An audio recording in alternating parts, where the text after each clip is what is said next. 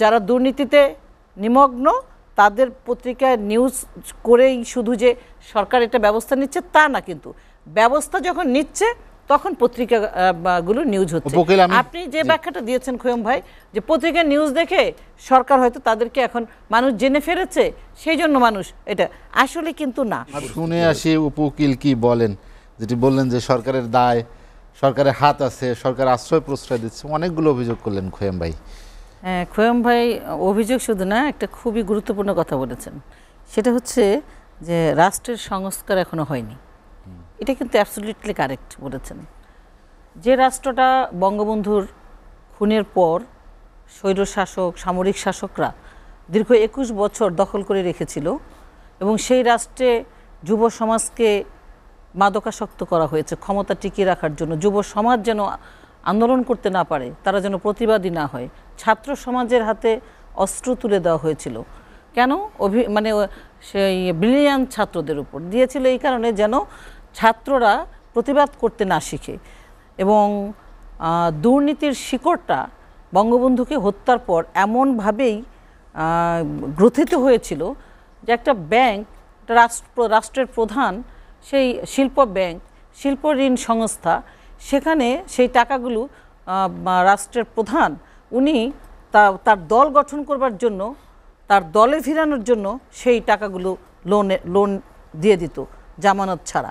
এই রকম একটা রাষ্ট্র ব্যবস্থা তৈরি করেছিল নিজেরা ক্ষমতায় থাকার জন্য।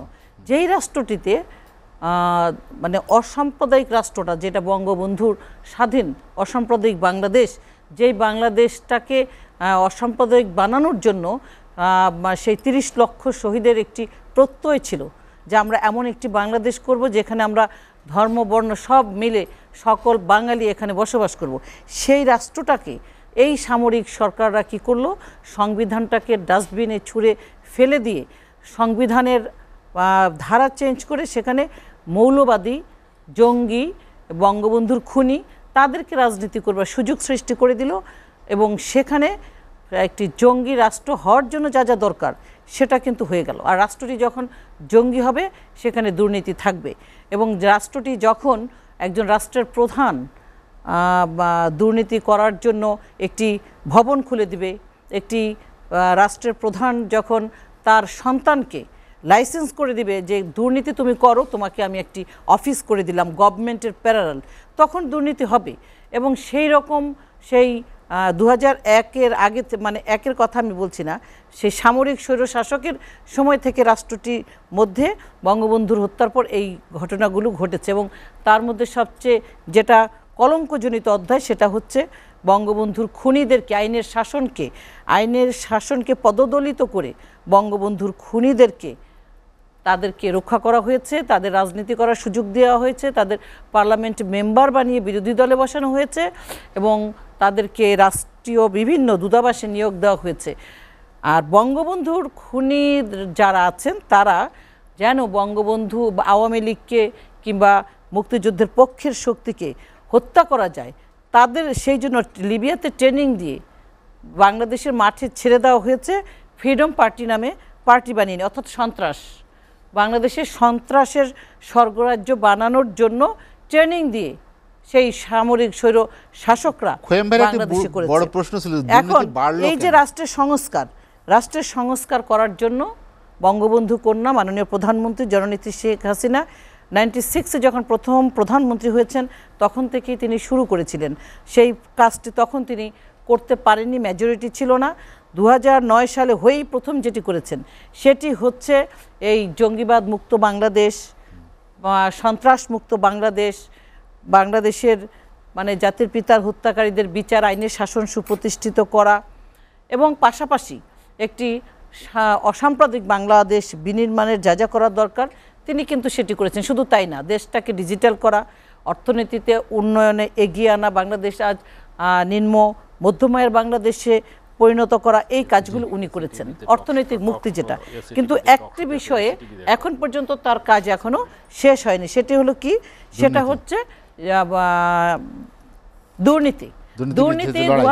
দুর্নীতির বিষয়ে 2018 সালে কিন্তু আওয়ামী লীগের নির্বাচনী ইশতেহারে ছিল যে দুর্নীতিকে জিরো টলারেন্স ঘোষণা করেছিলেন।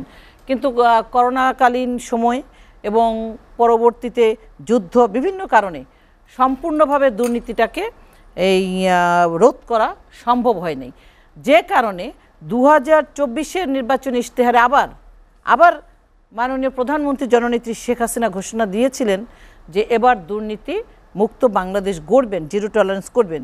সে কারণেই এই নির্বাচনের 6 মাসের মধ্যেই আমরা দেখতে পেয়েছি যে দুর্নীতিটাকে রোধ করবার জন্য সরকারের যে স্টেপগুলো সেগুলো বাংলাদেশের মানুষ দেখছে। এখন বিএনপির যারা আছেন তারা চোখে না দেখুক সেটা নিয়ে আমি কথা বলবো না, তবে এইটুকু বলবো এই 2009 থেকে 2024 পর্যন্তই কিন্তু দুর্নীতির কারণে অনেক এমপির সাজা হয়েছে, অনেক সচিবের সাজা হয়েছে, অনেক এমপি মন্ত্রী দুর্নীতি করেন নাই। বিএনপি থেকে স্বাধীনতা বিরোধী গোষ্ঠীর থেকে তার বিরুদ্ধে অপপ্রচার করা হয়েছে, পদ্মা সেতু করতে দেবে না, সে কারণে সে এই জন্য কিন্তু মন্ত্রী পদত্যাগ করেছে। এই ঘটনা ঘটেছে। সাম্প্রতিক সময়ে যে বিষয়গুলো এসছে সেই বিষয়গুলো অবশ্যই রাষ্ট্র ব্যবস্থা নিচ্ছে বলেই এটা পত্রিকা মিডিয়ায় আপনারা দেখছেন। এমন অনেক ঘটনা আছে পত্রিকায় প্রকাশিত হয়েছে কিন্তু ব্যবস্থা হয়নি, গ্রহণ করা হয়নি, অনেক আছে এরকম নিউজ। আবার যারা দুর্নীতিতে নিমগ্ন তাদের পত্রিকায় নিউজ করেই শুধু যে সরকার এটা ব্যবস্থা নিচ্ছে তা না, কিন্তু ব্যবস্থা যখন নিচ্ছে তখন পত্রিকাগুলো নিউজ হচ্ছে। আপনি যে ব্যাখ্যাটা দিয়েছেন খোয়েম ভাই, যে পত্রিকার নিউজ দেখে সরকার হয়তো তাদেরকে এখন মানুষ জেনে ফেলেছে সেই জন্য মানুষ, এটা আসলে কিন্তু না। মানে লোক দেখানো কেন হবে? লোক দেখানো বিষয় না। লোক কারা? লোক তো জনগণ। জননেত্রী শেখ হাসিনার বাংলাদেশের জনগণের প্রতি যে মায়া, মমতা, ভালোবাসা, এটা তো অন্য কারো থাকবে না, কারণ তার পিতাই দেশটা স্বাধীন করেছে। তার পিতার স্বাধীন দেশের জনগণ বাংলাদেশের তাদেরকে মিলন ভাইয়ের কাছে যেতে চাই। আপনি যে প্রশ্ন উত্থাপন করেছেন, যে প্রশ্ন সামনে নিয়ে এসেছেন রাষ্ট্র সংস্কারের বিষয়, সেটা আমরা মিলন ভাইয়ের কাছ থেকে জবাবটা শুনি, কারণ মিলন ভাই ছাত্রনেতা থেকে সরাসরি। আমি আরেকটা শেষ করছি। মিলন ভাই বলছেন না যে দুর্নীতি বেড়ে গেছে, দুর্নীতি খোয়েম ভাই বলছেন না দুর্নীতি আসলে আপনি দেখছেন না, দুর্নীতি আগেই ছিল, সেটাকে এখন পানিশমেন্ট দেওয়া হচ্ছে। দুর্নীতিটা আমি তো বলেছি, দুর্নীতিটা সেই সামরিক স্বৈর শাসকের তৈরি করা যে ছক, তাদের যে দুর্নীতি করবার যে সুযোগ সৃষ্টি করা, সেই ক্ষতটা তো এখন তো ফিল আপ হয়নি। সেটা ফিল আপ করার জন্য একটা উদাহরণ। এবং আরেকটা কথা আমি আরেকটা পয়েন্ট বলে শেষ করছি। খোয়েম ভাই বলছেন সেনা প্রধান, পুলিশ প্রধান ওনারা দুর্নীতি করেছে, আমি ভাবতেই ভালো লাগে না। ওনারা মানে বিচ্ছিন্ন ব্যক্তি, তার মতো করে সে তার অবস্থান থেকে তার দায়িত্ব সে নিজে নিয়ে দুর্নীতি করেছে কিনা আমি জানি না, এখন আমরা পত্রিকায় দেখছি প্রমাণিত এখনো হয়নি।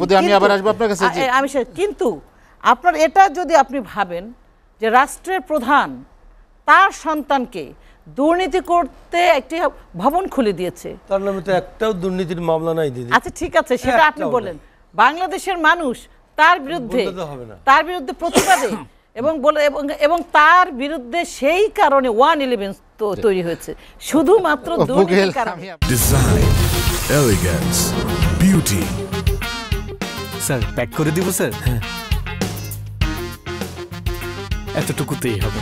সেরা পণ্য সবার জন্য।